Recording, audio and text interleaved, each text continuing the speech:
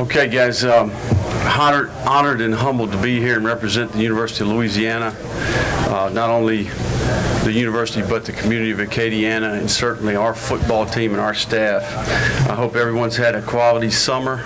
I know for us, college football is a very seasonal career. We've enjoyed great time with Allie and the kids, and certainly my family and her family as well. I want to say thank you to the media. Certainly you guys have done a great job of really covering the Sun Belt Conference, and we continue to see the improvement in this conference, and I know we're excited about the future in terms of the championship game and the division approach. We appreciate what you do for our football players. These guys work extremely hard. It is truly a job for these guys, and they have worked really hard and put themselves in position, and we appreciate the gratification that you give them when you recognize the hard work that they've done. Media Day means that training camp is here, and the season is right around the corner. It's exciting for us to be here in New Orleans, in our home state, and we appreciate Carl Benson and the Sun Belt staff. I think we all know the improvement that the conference has made, the adjustments that Carl and his staff have made over time, certainly the recent success the conference has had. I think it's a league that's full of quality coaches, and I think it's a league that's on the rise. Certainly excited about being a part of this league as a first-year head coach with the inaugural championship game and the East and West divisions. In my opinion, we have an SEC footprint. If you look around our league, the model that we're using, it's exciting to me to be a part of that in the first year and the vision that Carl and his staff have set for the future. A little bit about our team and our staff. I'm excited about the challenges and opportunities that we have. It's been a very productive offseason for us, not only assembling a quality staff, but I think we've developed our players. I think we've improved our roster. I'm pleased with the progress that the returning players have made. We've established expectations, and I've got even more conviction about the success that we can have in Lafayette with this program. We're fortunate today to have great representation from our team at the player level. Corey Turner and Robert Hunter here, and a little bit about why they're here. These guys are players that we want our team to emulate. We want the guys on our team to emulate these guys. I think that they have embraced the change that we've tried to bring as a staff. I think that they're a group of players that care about their teammates, and they've shown that over time. And they can affect the rest of the team, and that's important. And they've got a lot on their plate from a leadership standpoint in the future. Our focus is right now. We're trying to finish the summer strong. We've had our team together for about 8 weeks at this point. We've got about a week and a half of work left to do, and that's where our focus is. We want to finish strong this summer as we prepare for camp. We have lots of unknowns, but I know this: we've got competition, and we've got a good group of players that have bought in to the culture that we're trying to establish. I'm excited about training camp because we get a chance to develop our team for the first time. We've got all 110, 130 players together, and there's lots of questions. What type of identity is this football team going to have? Certainly, we'll develop that personality. We need more leadership at the player level. And this season and training camp will present adversity. It's going to present success. And how will this group deal with that? And that's some of the questions that we've got to answer. But something is very evident. We've got a fan base that is passionate. They've got energy, and they're excited. And to go with that, we've got a football team that is anxious to prove themselves. They've worked their tail off for 7 months, and I think they're looking forward to playing with a chip on their shoulder. They're hungry, they're driven, and we're excited about the future. So with that, I'll take questions. Questions, please. Motion for the mic. Coach, where do things stand with the starting quarterback situation, and how far into camp do you anticipate going before deciding between Levi and Andre? Well, the good thing about our situation is we have two young men that I think really can play winning football.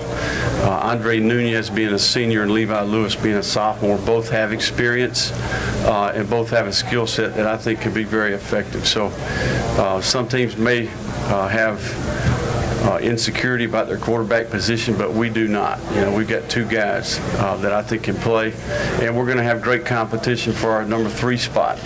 But I think the critical thing when making a decision about the quarterback is when the reps become extremely valuable is when you need to make a decision. So at some point or another, the quarterback is going to win the team. You know, they're going to play at a little bit higher level. And I think that, you know, that's going to unfold as we work each day. You know, there's lots of work left to do. I mean, we're nowhere close to making that decision, but we are pleased with the progress that they've made, and I'm excited about those guys and the work that they put in. Coach, obviously you've coached under Coach Saban, you've coached under Coach Sweeney. Can you talk a little bit about their influence on you and how we might see that with regards to the Raging Cajuns? Right.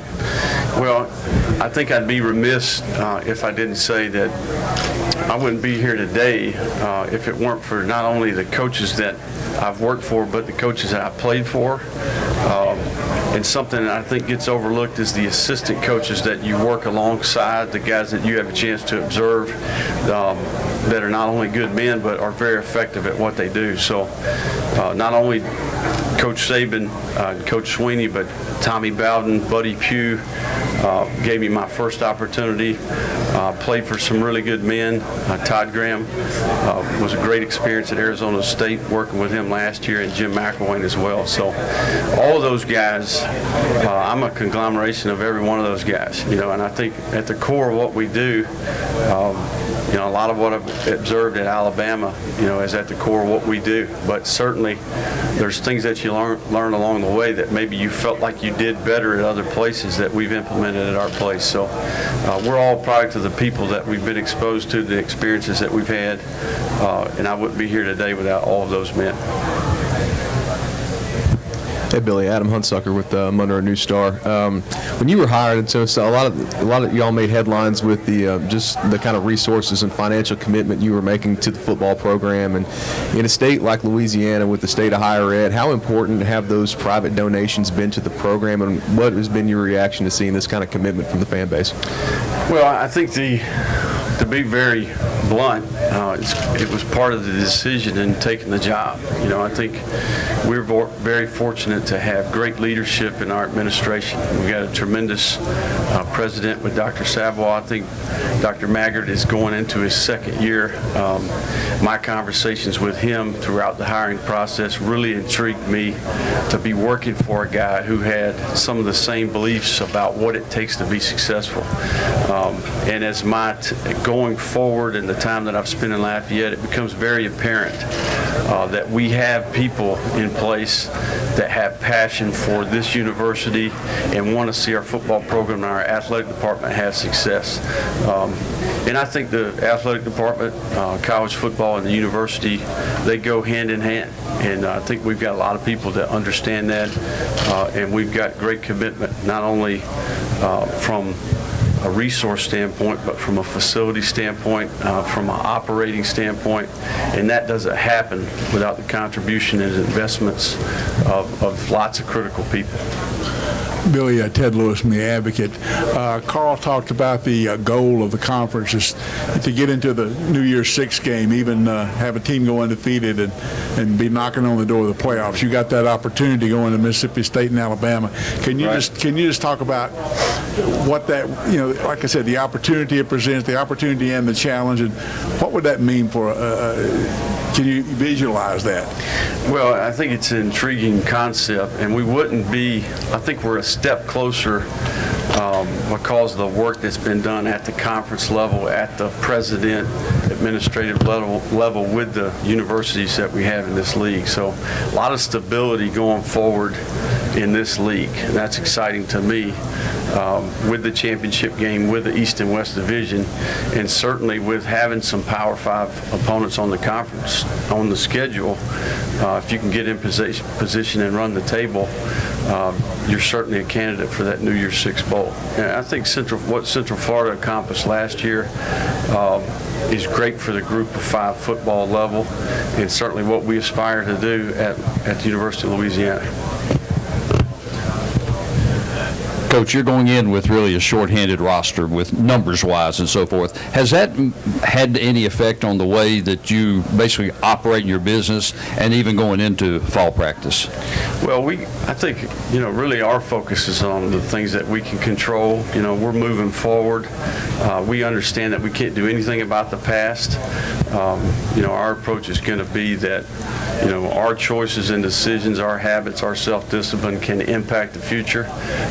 I'm pleased with the decisions that we've made. I think our staff has done a really good job of evaluating. I think we've added some critical players at certain positions that will help our football team play better this year, but certainly we'll continue to make improvement in the future. So roster management's a big part of it, and I'm pleased with where we're at and the decisions that we've made here in the last 7 months.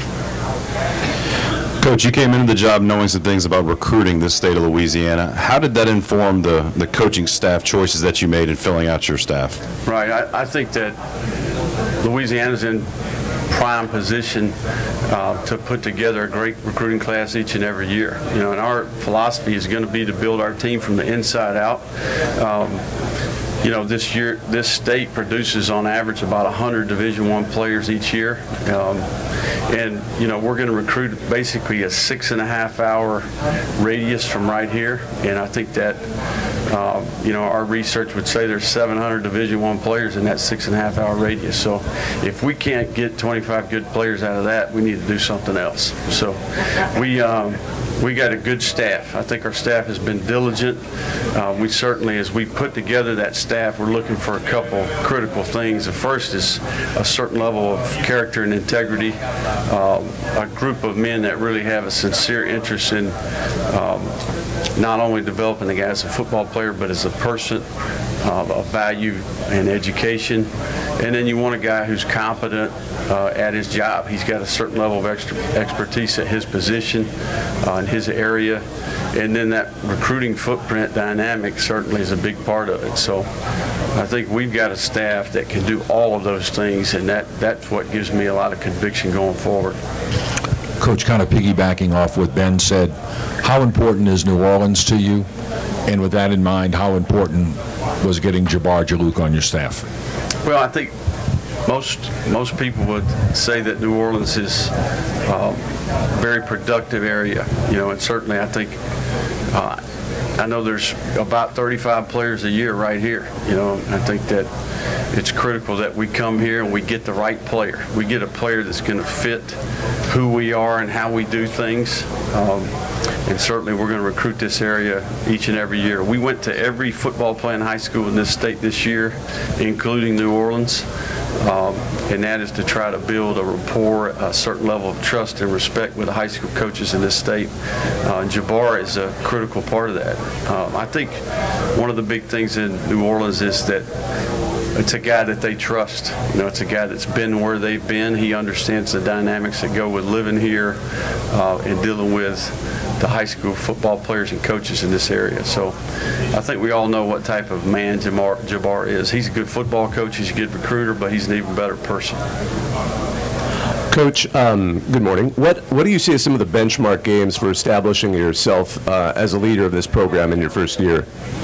Well, I don't think we look at it that way. I think we go back each and every year. We're going to start over.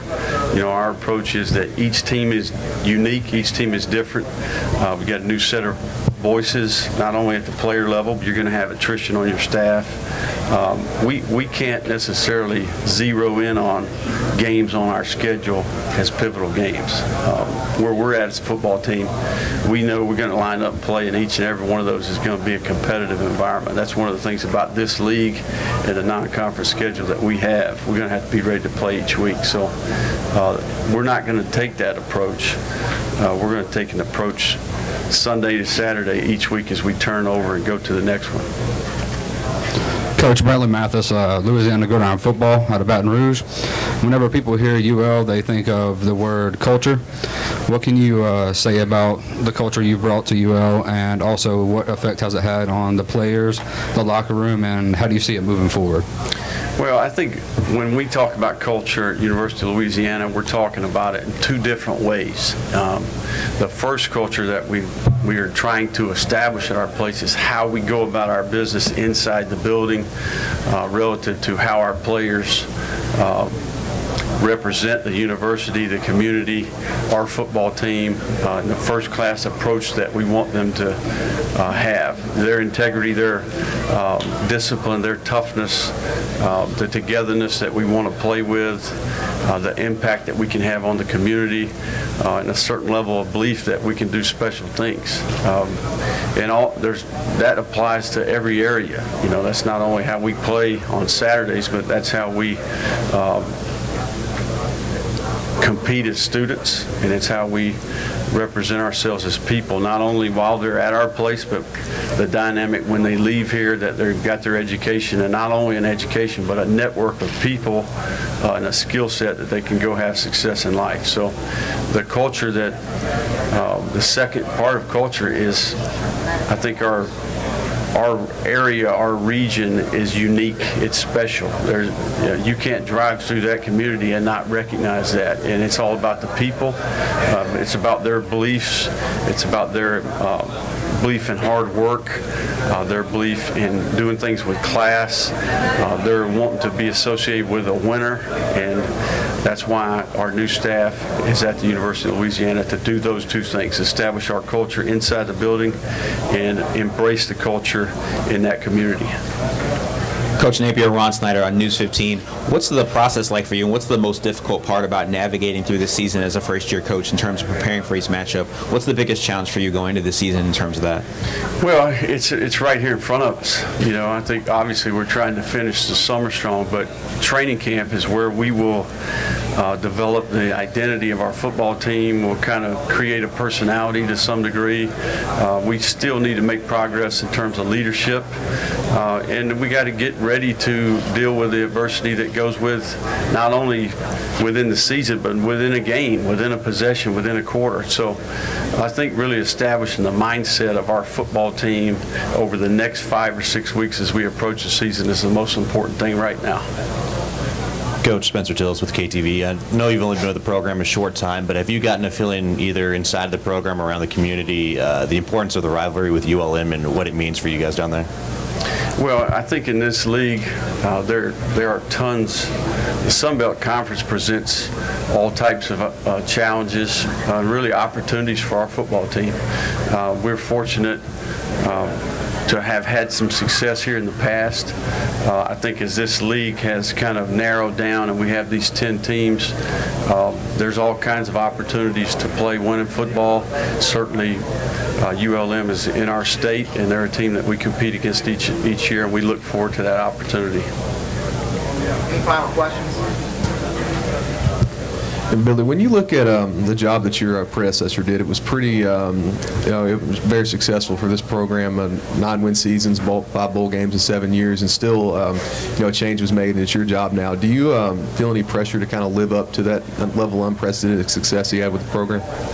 Well, I think that goes back to some of the things that I mentioned earlier. You know, we can't control anything that's happened in the past. You know, our approach has got to be on the things that we can do to impact the future. You know, we've got a process that we use, a journeyman approach that we have established at our place that I think is where our focus is. You know, and if we're going to have success, we're going to have to do that each and every year. But no, we don't look at it that way. But I'll say this, we're in a better place because of that success. There's no doubt that we benefited. But you know, high expectations are exactly what we want. You know, we're welcoming to that, and hopefully we can acquire more of that in the future. Coach, Raymond Parch with the Daily Iberian. You had your staff in place, and then you had to make a change, bring in a new defensive coordinator. You hired Ron Roberts, who had immense success at Southeastern Louisiana. Talk a little bit about the process of bringing him on board and what he's going to bring to the defense. Well, I think that it's unique how all that went down, you know, and I think that it's really a blessing in disguise. You know, I've had a chance to be with Ron for 7 months now, and have been very impressed with his demeanor, his approach, his ability to impact the players, his ability as a teacher, his interactions with the player, the quick trust that he was able to establish. And if you look at Ron's track record and the coaches that have worked with him and for him in the past, he's continually produced some of the better defensive minds in college football, whether that's Dave Aranda at LSU, Pete Golding and Carl Scott at the University of Alabama, Patrick Toney on our staff, who I think is a bright and up-and-coming coach.